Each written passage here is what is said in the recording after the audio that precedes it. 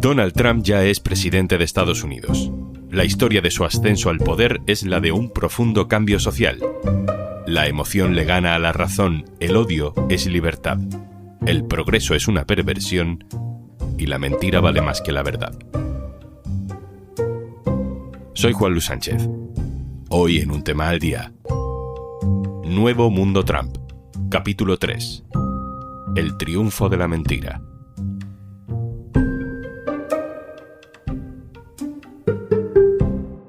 Una cosa antes de empezar. ¿Tienes una empresa entre 50 y menos de 250 empleados? El programa Kit Digital acaba de lanzar una convocatoria con bonos digitales de hasta 29.000 euros. Te cuento más al final del episodio. Pues ya está, ha ocurrido. Donald Trump vuelve a ser presidente de Estados Unidos. I, Donald John Trump, do solemnly swear.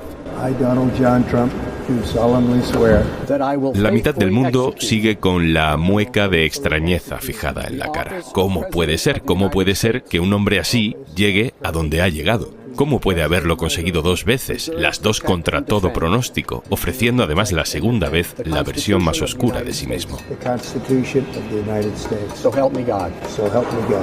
Congratulations, Mr. En este tercer episodio de la serie que estamos haciendo esta semana sobre la llegada de Trump al poder, analizamos su relación con la mentira y también con la libertad de expresión y las redes sociales. Porque es curioso cómo un hombre de más de 70 años se ha convertido en el pionero de la distopía política digital del futuro.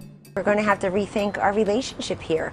I want to have a great open relationship with our press. Es el sonido de la cadena de televisión NBC en Estados Unidos hace 8 años. Apenas unas horas después de la toma de posesión de Trump en 2017, una portavoz del flamante presidente da una entrevista en un programa de actualidad. Chuck, I mean, if we're going to keep referring to our press secretary in those types of terms, I think that we're going to have to rethink our relationship here. Al periodista se le nota medio sorprendido, medio escandalizado. En su primer día en el cargo, la Casa Blanca de Trump ya había comunicado su primera mentira oficial. Dijeron que en la toma de posesión del nuevo presidente había 1 millón de personas en la calle. Claramente, eso era mentira. Le pregunta al periodista a la portavoz que para qué mentir con un dato tan anecdótico.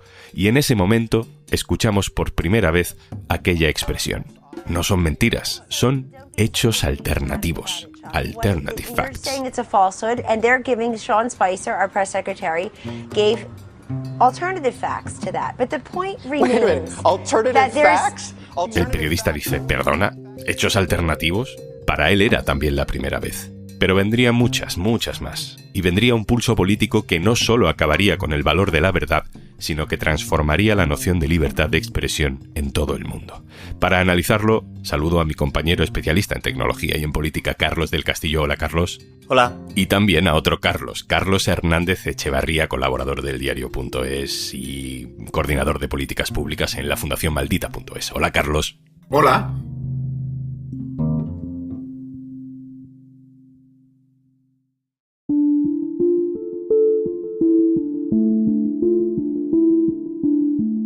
Empiezo contigo, Hernández Echevarría. A mí me da la sensación, también porque hay algunos estudios que lo confirman, que a la gente le da igual que le digan que esas barbaridades que dice Trump son mentira. Su opinión no se forma dependiendo de si es verdad o mentira que los inmigrantes se comen a las mascotas, sino que lo importante es el pozo que va dejando eso. Claro, yo creo que es muy importante hablar del pozo. El pozo es la narrativa, como tú dices, lo que queda. En el fondo da igual a esta gente que está produciendo desinformación constante sobre los migrantes. Le da igual que sea un haitiano en Ohio, que sea un mexicano en Pasadena. Su narrativa es: a esta gente hay que echarla de aquí porque son delincuentes. Y todos los días tienen que inventar un bulo sobre esto. Eso es lo que ellos están echando constantemente leña al fuego, de forma que haya mucha gente que, aunque le digas, ya, pero es que lo de los haitianos era mentira, diga, bueno, eso será mentira, pero pasa de todo. Hemos entrado al final en una era, yo creo, del sentimiento. Incluso ves a mucha gente justificarse en las propias redes sociales de, oye, que esto que estás diciendo es mentira. Bueno, es mentira, pero si no lo ha dicho, lo piensa. Y si eso no ha pasado, habrá pasado una cosa muy parecida. Y si me dices que este vídeo de un migrante haciendo esto y lo otro es falso y está generado por una IA, pues vale, esto lo ha generado por una IA, pero ilustra muy bien lo que yo creo. Entonces, realmente entras en un momento en el que para mucha gente los hechos cada vez dan más igual. Y esto se ve y se multiplica por 1000 en las plataformas digitales. O sea, yo creo que es mucho más fácil deshumanizar a alguien y atacar a alguien cuando le vemos solo a través de la pantalla. Somos mucho menos responsables o mucho menos empáticos que con la gente que vemos en la vida real. Entonces esto en la desinformación también funciona mucho así. Hay gente produciendo desinformación y desinformación y desinformación sobre gente que no conoce o sobre gente que no tiene nombre porque son los migrantes, los menas, y se convierte al final un proceso en el que la empatía es cada vez más difícil. Y esto yo veo difícil no pensar que esto es un componente de cómo afecta la desinformación y de cómo afecta el modo de consumo de información que se hace en las redes a, pues eso, a cómo se comporta la gente y a sus consecuencias. Carlos, tú conoces bien a la sociedad norteamericana, llevas mucho tiempo analizándola, viajas allí a menudo. ¿Qué ha pasado? ¿Qué ha pasado para que la mentira deje de tener esa sanción social en una sociedad como la estadounidense tan puritana para algunas cosas, ¿no? Donde el perjurio es casi un delito en política. Hemos visto dimisiones por mucho menos, ¿no? ¿Por qué ya no se castiga la mentira en la política de Estados Unidos? Es verdad que yo diría que la desinformación siempre ha existido, la mentira en la política, pues tampoco vamos a ser ingenuos, ¿no? No es que sea una novedad. Pero sí que es verdad que ese momento en el que se demuestra, queda negro sobre blanco que un líder político ha mentido, en Estados Unidos todavía significaba algo antes de la era de Trump. Quiero decir, Bill Clinton al final se le hace un impeachment porque miente bajo juramento sobre, al final, una relación extramatrimonial con una persona que trabajaba en la Casa Blanca, como una becaria. Nixon al final cae porque miente. En esos casos sonados parecía como que el electorado o los medios que actuaban como representantes del electorado hasta cierto punto en estos temas eran mucho más exigentes. Y yo creo que hemos asistido a cómo eso se ha devaluado. Ya la ficción de que el electorado va a sancionar muchísimo a un político que miente todo el rato, pues se ha demostrado que no es cierto. ¿Cuál dirías que ha sido el papel de los medios de comunicación tradicionales en esta batalla por la verdad? Yo creo que tampoco se puede hablar muy bien de este concepto de la devaluación de la verdad sin entender pues, cómo ha cambiado el panorama mediático en los últimos 20 años. Primero, hay una revolución digital que se carga el modelo de los medios tradicionales, los hace más débiles, todo lo que tú quieras, pero luego en el trumpismo concretamente hay una persecución de cualquier mediador informativo, ¿no? Los medios no han sabido qué hacer con Trump, porque quizás no hay manera buena de tratar con él, porque la realidad es que se ha intentado de todo tipo, ha habido 100.000 artículos publicados, lo que hay que hacer es de esta manera, no hay que prestar la atención, si hay que prestar la atención, hay que hablar primero de lo que dice mentira y luego hablar de lo que dice verdad, no al revés, y la realidad es que no han dado con la tecla. Y yo creo que todo forma parte de una corriente que ha ido a acabar con cualquier filtro, con cualquier mediador de la información entre el votante y el político, en este caso Trump. Yo creo que Trump ha concentrado su ataque en el periodismo mucho porque claramente no le interesa tener a nadie que interprete y reinterprete sus palabras y que dé contexto y que le indique a la gente que hace 2 meses decía lo contrario de lo que dice ahora. Trump no quiere ese filtro y ha llevado a cabo una campaña muy exitosa por eliminarlo. Carlos Hernández Echevarría, Maldita.es. Muchísimas gracias. Muchísimas gracias a vosotros.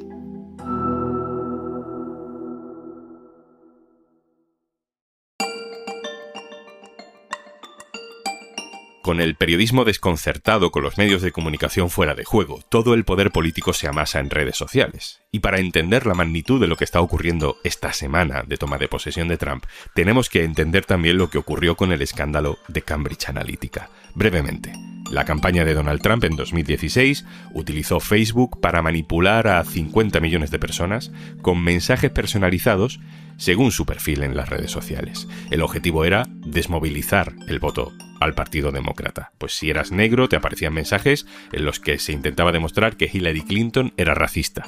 Si eras religioso, pues te decían que tenía costumbres satánicas. Si tenías nietos, te contaban una historia de pederastia en el seno del partido. Y Donald Trump ganó. Carlos del Castillo, voy contigo. Me gustaría que intentáramos hacer un resumen de cómo Trump empieza en ese momento un pulso por el control del contenido en Internet, ¿no? Que Trump ha terminado de ganar esta semana con la presencia del dueño de Twitter, del dueño de Amazon y del dueño de Facebook en su toma de posesión como invitados. Sí, Donald Trump es muy interesante a la hora de mirar las redes sociales porque está en el punto de inflexión de 2 cambios de era muy marcados. Ahora mismo podríamos, en líneas generales, diferenciar 3 etapas claras en la regulación de las redes sociales. La primera sería la de las redes sociales idealizadas, donde apenas hay regulación y vemos que hay movimientos democráticos que las utilizan como herramienta de comunicación muy potente. Pues aquí en España, por ejemplo, el 15M, las primaveras árabes, toda una serie de movimientos democráticos que intentan facilitar que la gente acceda a información por canales alternativos a lo de los medios tradicionales, que entonces eran pues, los periódicos impresos y la televisión, ¿no?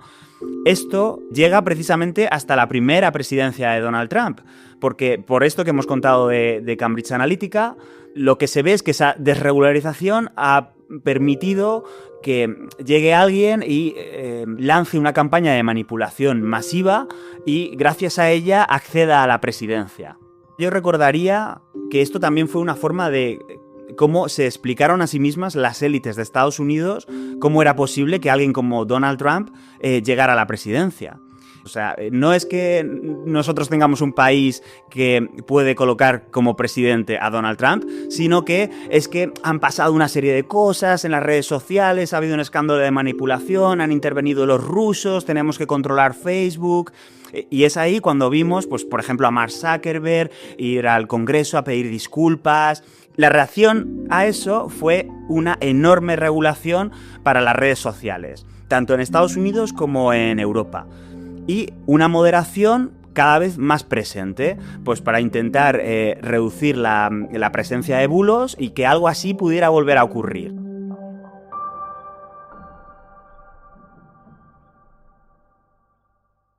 Todo esto ocurre mientras Trump es presidente. Recordemos que el entonces Twitter le cierra la cuenta a Donald Trump siendo presidente del gobierno. Y de pronto pasa algo y las tornas empiezan a cambiar. ¿Cuál sería la siguiente fase, la siguiente etapa? En esta nueva etapa de las redes sociales llega la pandemia, que exacerba todo eso muchísimo más. Las preocupaciones sanitarias hacen que, pues que toda una serie de movimientos que ponían en duda la eficacia de las vacunas o el origen del virus sean muy controlados, y todo eso hace que grandes grupos de población, de movimientos digitales, empiecen a ver ese movimiento de regularización como una censura, como una connivencia entre las grandes redes sociales y los poderes para acallar narrativas online. Pues a partir del borrado de comentarios y la imposibilidad de publicar ciertas cosas, ¿no? Todo eso genera una corriente contraria a estas políticas de moderación en las redes sociales, en las que el principal exponente es Elon Musk, que compra Twitter y derriba todas esas políticas, intentando proponer una nueva serie de medidas para X, entonces Twitter, en las que prima lo que él dice que es libertad de expresión, y que en el fondo hemos comprobado que es una permisividad muchísimo más alta con los bulos y con el discurso del odio. Y ahí es cuando Trump encuentra un aliado perfecto en Elon Musk, que se compra Twitter, y no solo eso, sino que marca el ejemplo de lo que deberían hacer otros grandes magnates tecnológicos si quieren llevarse bien con un Donald Trump que quiere volver a ser presidente, ¿no?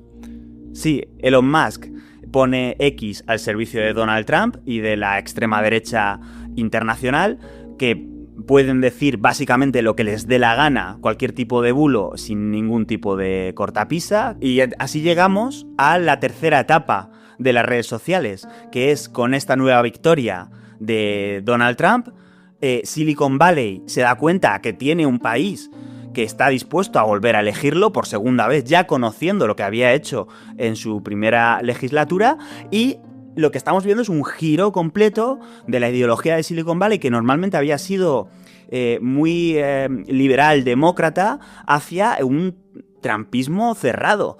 Por ejemplo, Meta, liberalizando todo tipo de discursos de odio y permitiendo que se llamen enfermos mentales a las personas trans, y siguiendo el ejemplo de Musk.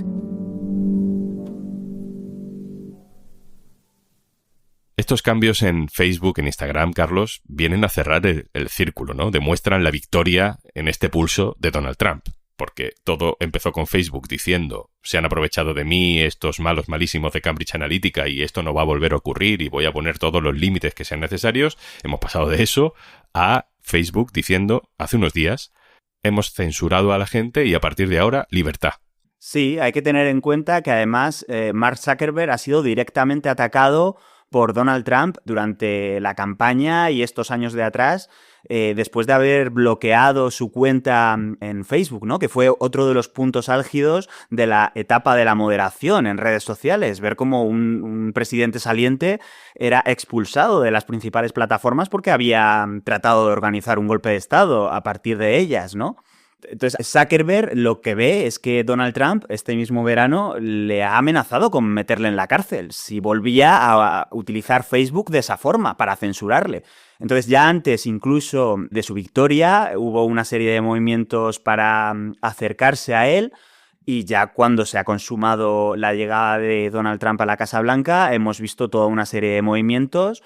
Han eliminado los verificadores, las agencias de verificación independiente, que recordemos que eran profesionales del periodismo expertos en detectar bulos e etiquetarlos. No borraban ningún contenido. Si alguien borraba el contenido era Meta, Instagram y Facebook los que decidían que eso debía ser borrado. Pero aún así ha utilizado eso como excusa, ha asumido la narrativa de la extrema derecha, que lo estamos viendo que alrededor del mundo la utilizan agitadores ultras para denunciar la acción de los verificadores, que les molestan porque impiden que difundan bulos libremente. Pues la ha asumido como propia y les ha acusado de censura y ha abierto la mano y instaurando la misma política de moderación que ahora mismo tiene Elon Musk en X. Carlos, vamos a terminar este episodio con una pregunta que le estoy haciendo a todos los compañeros del diario.es que están participando en esta serie esta semana. De todo lo que hay en el ambiente, de todo lo que representa el regreso de Trump al poder, ¿qué es lo que a ti personalmente, aunque no tenga que ver con tu área de trabajo, te tiene a ti más preocupado? Pues en mi caso sí que está relacionado con el área que yo cubro, y es que estos grandes emperadores de la tecnología, los empresarios de Silicon Valley, estén virando hacia el trumpismo por una motivación ideológica y no tanto por un pragmatismo económico. O sea, que no, lo que estén buscando no sea proteger sus beneficios de las posibles represalias de Donald Trump durante una nueva legislatura, sino que realmente estemos entrando en un mundo donde el territorio digital va a ser muchísimo más autoritario, va a ser muchísimo más hostil con poblaciones vulnerables y donde va a imponer la ley del más fuerte y del que más dinero tiene para comprarse la red social de turno e imponer sus propias reglas sin contar para nada con el bienestar de los usuarios. Carlos del Castillo, compañero del diario.es, muchas gracias. Gracias a vosotros.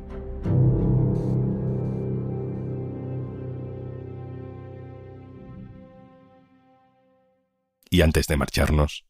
Si eres propietario de una mediana empresa, el bono de Kit Digital te permite acceder a un catálogo de soluciones digitales con las que podrás mejorar la gestión de procesos, fortalecer tu presencia online o empezar a usar herramientas con inteligencia artificial. Empieza hoy mismo el cambio que tu empresa necesita. Infórmate en el 900-909-001 o en acelerapyme.es. Únete al cambio digital. Kit Digital es una iniciativa gestionada por Red.es. Colabora Cámara de Comercio de España, financiado por la Unión Europea. Next Generation, Plan de Recuperación, Gobierno de España. Esto es Un Tema al Día, el podcast del diario.es. Si te gusta lo que hacemos, necesitamos tu apoyo. Hazte socio, hazte socia del diario.es en el diario.es/socio. El podcast lo producen Carmen Ibáñez, Marcos García Santonja e Izaskun Pérez. El montaje es de Pedro Nogales. Yo soy Juan Luis Sánchez. Mañana, otro tema.